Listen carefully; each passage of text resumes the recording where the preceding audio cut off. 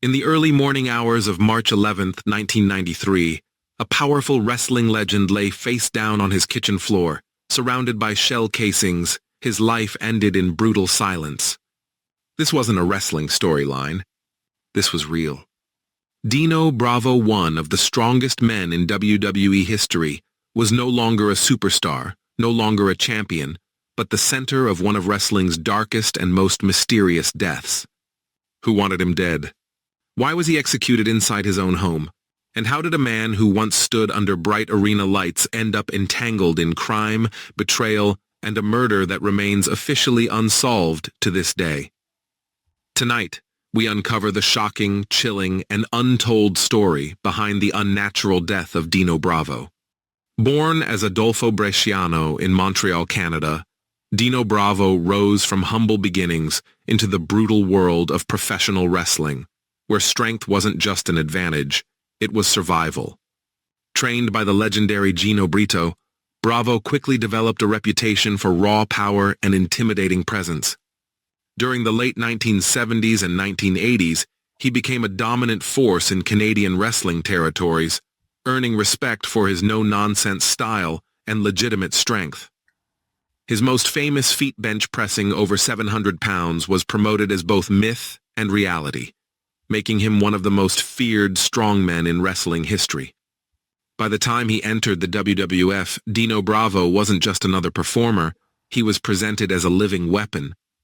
In the late 1980s, Dino Bravo reached global fame in the World Wrestling Federation, aligning himself with manager Jimmy Hart, and later portraying a controversial pro-Canada villain character in the United States. While fans booed his on-screen arrogance, behind the scenes, Bravo was known as quiet, reserved, and business-minded. However, his wrestling career began to slow down as injuries mounted and creative plans changed. By the early 1990s, Dino Bravo quietly stepped away from wrestling. But what came next would pull him into a far more dangerous world than any wrestling ring. After leaving WWF, Dino Bravo returned to Montreal, where he reportedly became involved in the illegal cigarette smuggling trade, an extremely lucrative but highly dangerous business controlled by organized crime. At the time, Canada's high tobacco taxes had created a massive black market, and Bravo's connections, money, and reputation allegedly made him a valuable asset. Law enforcement later claimed that Bravo was deeply involved in large-scale smuggling operations, possibly even working as an enforcer or middleman. Though Bravo denied many allegations publicly, police surveillance reportedly placed him under close watch. He was no longer just a retired wrestler. He was a man walking a very thin line. On the night of March 10, 1993, Dino Bravo spent his evening at home with his wife. Nothing seemed unusual. But just before dawn, everything changed. At approximately 5:30 a.m., gunmen entered Bravo's Laval home and fired multiple shots at close range. Dino Bravo was struck several times and died instantly. His wife, who was upstairs, survived physically, but would carry the trauma forever.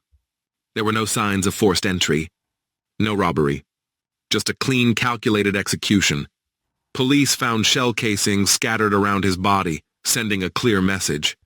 This was not random violence. Authorities quickly labeled the murder as a professional hit, likely connected to organized crime. Rumors exploded. Some claimed Bravo owed money. Others believed he knew too much. One theory suggested he was planning to cooperate with police. Another claimed rival smugglers wanted him silenced. Despite intense investigation, no arrests were ever made. Witnesses remained silent. Evidence went cold. The wrestling world watched in shock as one of its most powerful figures became another unsolved true crime mystery. To this day, Dino Bravo's murder remains officially unsolved. The wrestling community was stunned. Legends like Bret Hart and Jimmy Hart later spoke about the tragedy, describing Bravo as someone who drifted into dangerous territory after wrestling. WWE rarely mentions his name today, not because of his in-ring work, but because his story represents a harsh reality. What happens when fame fades and the real world takes over? Dino Bravo's legacy is now split in two. A powerful wrestling career remembered by fans, and a violent ending that still raises unanswered questions decades later.